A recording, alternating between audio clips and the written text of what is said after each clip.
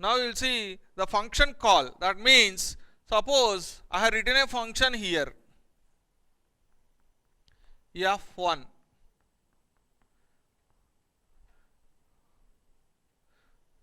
So here I have defined the function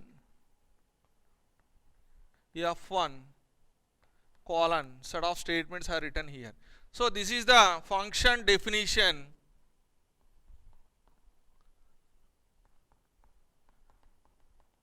This is function call.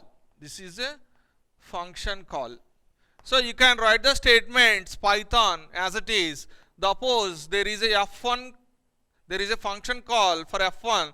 What will happen here? Actually, the control will transfer from here to definition of the function. The control will transfer from here to definition of the function, and after executing all the statements in the function, the control will transfer to the next statement in the after the function call. So after the function call, whatever statement you have written, the control will transfer to return back to that particular statement. How the control will transfer to that particular statement? Actually, internally there is a stack will be executed. Internally stack will be executed, that is called last in first out. Stack is a data structure that internally used, and the property of stack is called last in first out. The element which is entered last will be coming first.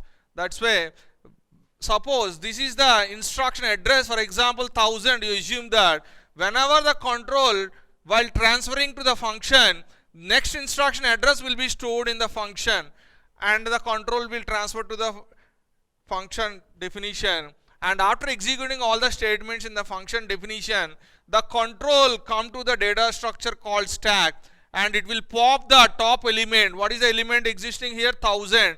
The control will transfer to the address of 1000 in the function. After the function call, the statement control will be transferred by removing this particular element. So this is the way of returning the control back to the after completion of executing the function, the control transferred to the next statement after the function call. So this is the way of executing a function call in Python. So similarly, another example, if you consider, suppose I am writing function 1. This is the function 1 I have written here, f1 function definition. This is f2, another function, and this is function f3 I have written. I have written 3 functions. So I called here f1 in the main function, the control transfer to f1, whatever statement you have written in the f1. After that I have called f2. Here this is the definition of f2, in that f3. So like this I have written. Internally stack will be stored, stack data structure. So whenever here this return next instruction address is, for assume that 1000, this is the next instruction address, assume that 2000 here. Next instruction address, for example, assume that 3000 here. Okay, this is f3. Here you see, whenever there is a function called f1, the control transferred to f1 by storing the return address in the stack. 1000 will be stored in the stack, and control go to the f1, and in the f1 function there is another call called f2, another function called f2. So before going to f2, 2000 will be stored in the stack, and the control transferred to f2, and f2 whatever statements are there, those statements has to be executed. In the f2 there is a function called f3, so 3000 will be stored in the stack and control transferred to f3. After executing all the instructions in the f3, the control come back to the stack data structure, it will pop the top element. So after popping the top element, what are the stack position is only 1000 and 2000, and 3000 is popped. That means control will transfer to 3000 address, and it will execute all the statements. Remaining statements will be executed in f2. So after completion of f2, what will happen? It will pop the next top element. So after that, what is the stack position? Stack position is only 1000, and the control, after executing F2, the control transferred to 2000. So whatever statements in the F1, remaining statements will be executed. After that, the control go to the stack data structure and pop the next top element, that is 1000, and the control back to 1000, and remaining statements will be executed. So this is the way of executing function call. A function can also call another function. That means F1 can call F2, F2 can call F3. Like this also we can call the functions. So internally, return address will be stored in the stack data structure. So this is the way of calling another way of calling the function. So we will see another scenario. We can call the function like this also. Suppose I call the function F1. So F1, this is the definition of F1.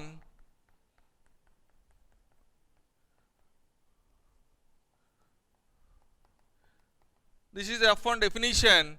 Suppose after executing I called F1 again. After executing I call F1 again. So like this also, because we can call the function how many times you want, you can call the function in our program. Suppose I called F1, the control transfer to F1, simply storing the return address. For example, 1000 return address. This is 1000. This is assumed that 2000, and this is assumed that 3000. The control transfer to F1. So after executing the instructions, so after completion of all the statement executed F1, go to the stack, it will remove 1000, control return back to 1000 address. Next instructions will be executed. Again there is a function called F1. Again it will go to here by storing 2000 in the stack, because 1000 already popped. So 2000 will be stored and execute all the instructions in F1. The control again pop the next top element 2000, so that control return back to 2000, and next instructions will be executed. And again there is F1, that means store the 3000 in the stack, and control go back to F1. So whatever statements in the F1, those statements will be executed, and after that coming to the stack, it will pop the 3000 and control return back to 3000, and next instruction will be executed. So these are the three scenarios. Say function can be called only one time. A function can also call another function, and a function can be called multiple times in our program, because write once, use many times. Write once and use many times. We can call the function how many times you want, you can call the function in our program. So this is the way of calling the different scenarios, way of calling the function in Python. Okay, now we will discuss function parameters. So what are the function parameters? Function parameters, which are nothing but some value we have to pass to the function. So some modification will be done within the function, and the result will be sent back to the calling function. So that is the function parameters. So we have to pass the values to the function. So what are the different ways of passing parameters to a function? We can call it as a function arguments. Function parameters is also called as function arguments. So what are different ways of passing values to the subfunction? So these are the 4 different methods available in Python to pass values to a function. The first one is a required argument. That means the function, how many parameters it is expecting, that many parameters we have to pass. Suppose function is required 2 parameters, then we have to pass 2 parameters using function call. So the number of arguments, actual parameters, the number of argument formal parameters should be matched. Then it is called required arguments. And second method is a keyword argument. That means the order is not important. We can pass the values as per our requirement by using some name. That's why it is called keyword. We have to use some keyword to send the value. That's why it is called keyword arguments. Next one is a default argument. Suppose I don't want to pass value to a parameter, then it will take the default value. So if you specify the default value, that value will be considered in the definition of the function. So that is called default arguments. And last one is a variable length arguments. We can also pass more than one value by using variable length argument. That means using arguments, generally we can send only one value. Suppose I want to send multiple values to a parameter, then we have to go for variable length parameter. So these are the 4 techniques available in Python. We will see one by one. So here the first one is a required arguments. So function, how many arguments it required, those many arguments we have to pass through function call. So here you see in this example, I am writing a function called display. I am writing a function called display. How many arguments we have to specify here? There is no arguments in the function definition. That's why we no need to send any arguments to this particular function called display. And what is the function body? Simply print hello statement. So it will print only the statement hello, output will be printed. That is only one statement in the definition of the function. When call the function, here you see display hi. So here you see display hi, this is the function name and this is the parameter I am passing. But within the definition, how many parameters are there here?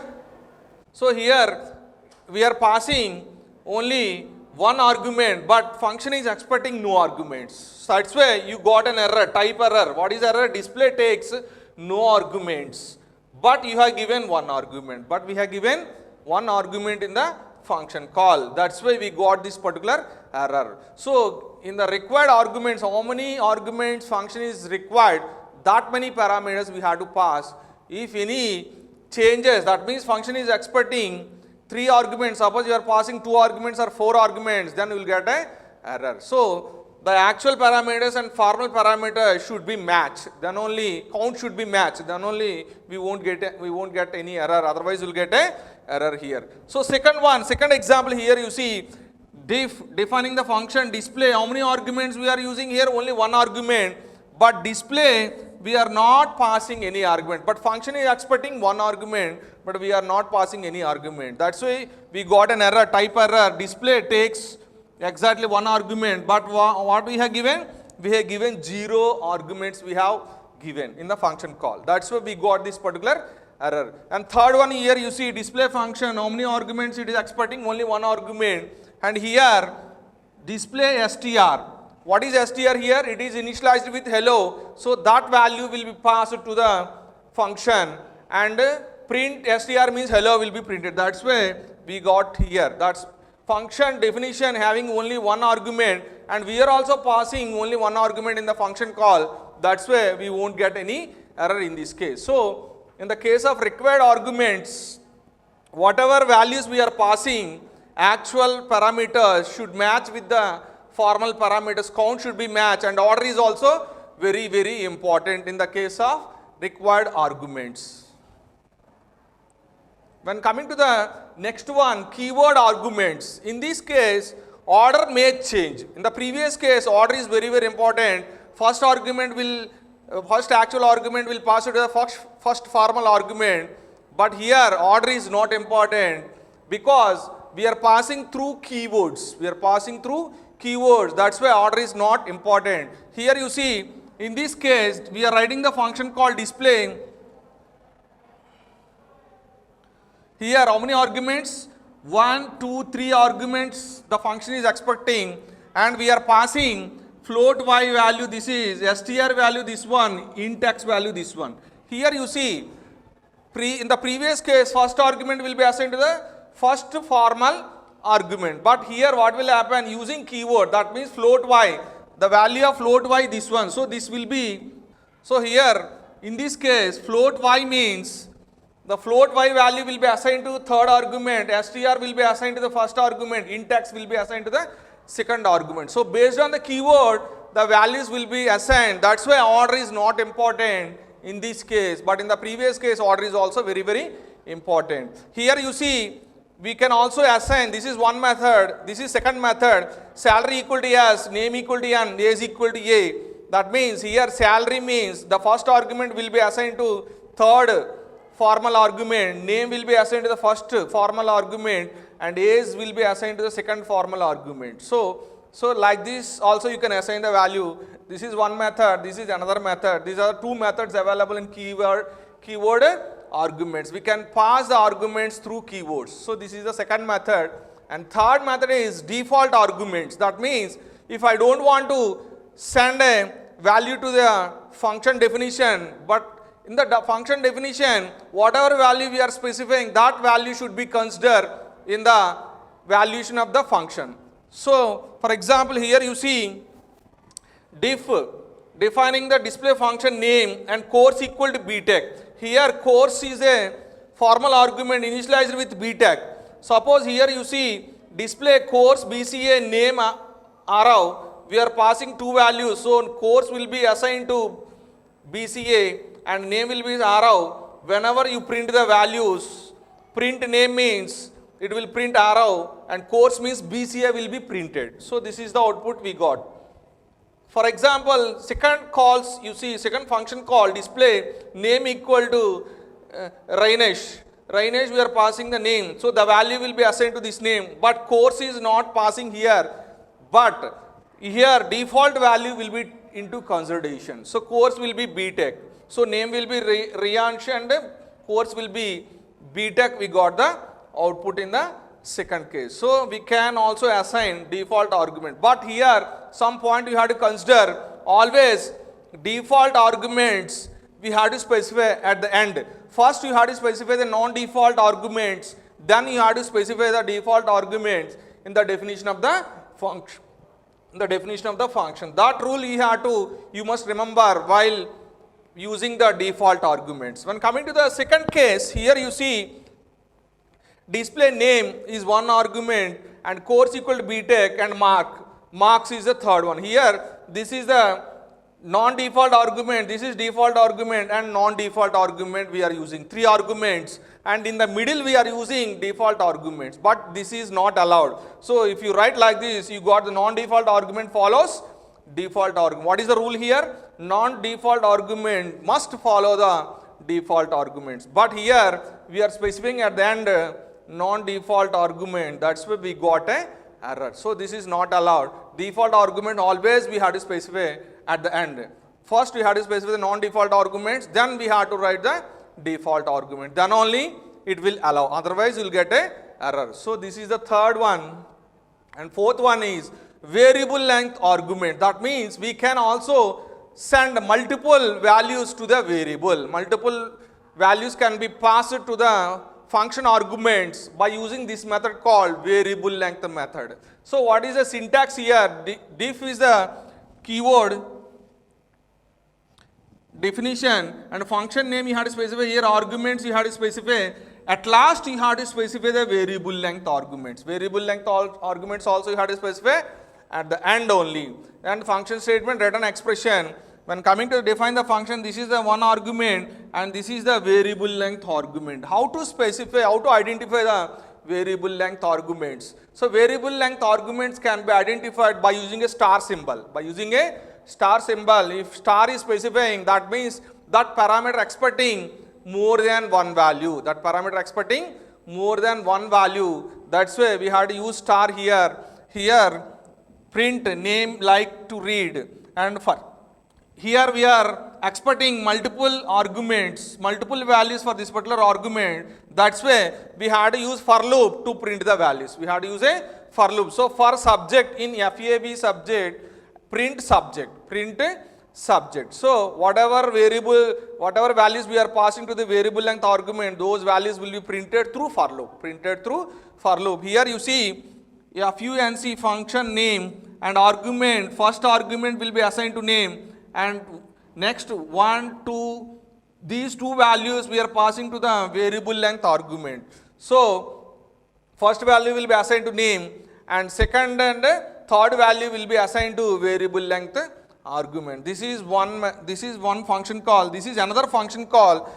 This is Richa is the name we are passing, and here we are passing three arguments. One is C, another one is data structure, and another one is a design and analysis algorithms. These three values will be passed to the variable length argument, and for subject means C will be assigned here, print subject means C will be printed, after that data structure will be printed, after that design and analysis algorithm will be printed. First it will print the name. What is the name here? Richa. Richa likes to read. First argument is C, second argument is data structure, third argument is design and analysis of algorithms. So like this, here you see function Krish, that means we are passing only the name, we are not passing the variable length argument. So Krish likes to read, it is not, we are not having any values, that's why this output we got here. So this is the fourth method, variable length argument. So these are the four methods